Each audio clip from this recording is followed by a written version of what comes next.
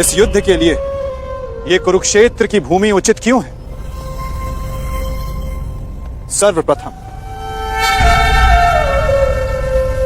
ये धरती कुरुवंश के अधिकार में आती, इसलिए इस धरती पर कौरव और पांडव इन दोनों का समान अधिकार है।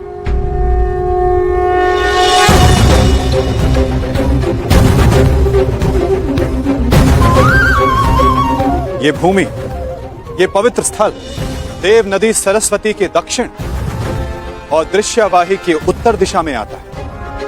ये भूमि, ये भगवान परशुराम के यज्ञ कुंडों से घिरा हुआ है और उन भगवान परशुराम के 3 शिष्य भी इस युद्ध में भाग ले रहे हैं।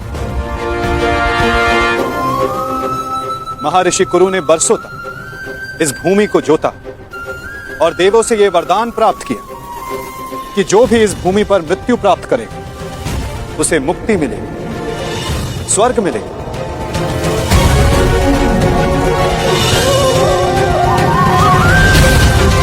और जिसे विजय प्राप्त हो उसे न्याय मिलेगा।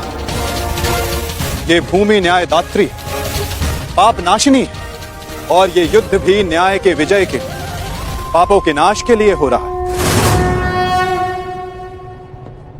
मुझे विश्वास है कि युद्ध का परिणाम चाहे जिस पक्ष में क्यों ना हो, धर्म स्थापना अवश्य हो।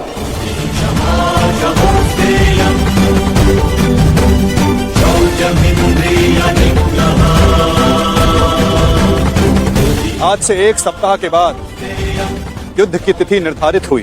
दोनों ही पक्षों के पास युद्ध की तैयारियां करने के लिए 1 सप्ताह का समय है।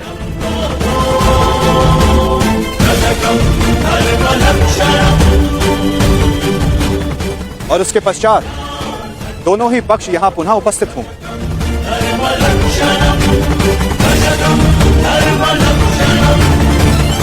युद्ध के नियम निर्धारित करेंगे, फिर आरंभ होगा महाभारत का।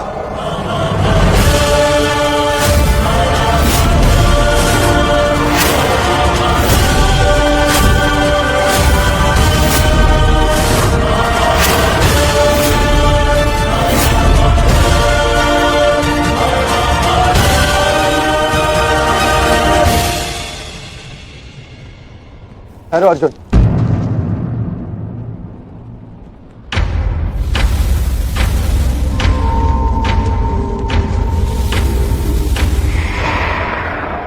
युद्ध से पहले भी आप हमारे श्रद्धेय थे, युद्ध में भी होंगे और युद्ध के पश्चात भी।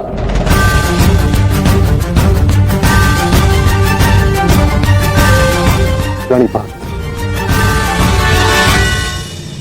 आयुष्मान भव।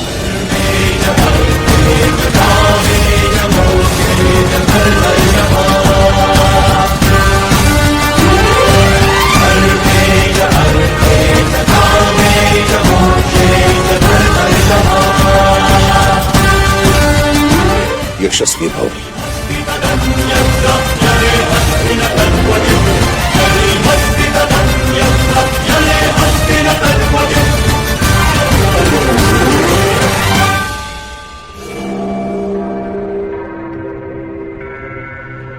ये क्या था पितामह, जिन्हें हम युद्ध में परास्त करके उनका अंत करना चाहते हैं? उन्हें आप लंबी आयु का आशीर्वाद दे रहे हैं। दुर्योधन, जब छोटे आशीर्वाद मांगे तो उनको आशीष देना बड़ों का कर्तव्य है। तुम यदि अपने ज्येष्ठ युधिष्ठिर से आशीर्वाद मांगोगे तो अवश्य तुम्हें आशीर्वाद देगा।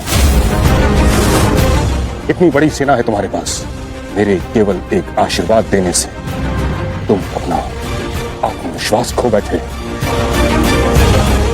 तुमने जो चाहा तुम्हें मिला, वो सब कुछ तुम्हारे पास है जो तुम्हें चाहिए। मैं तुम्हारे पक्ष में इस युद्ध में खड़ा हूं, परंतु पांडवों को भी मेरे आशीर्वाद का अधिकार है।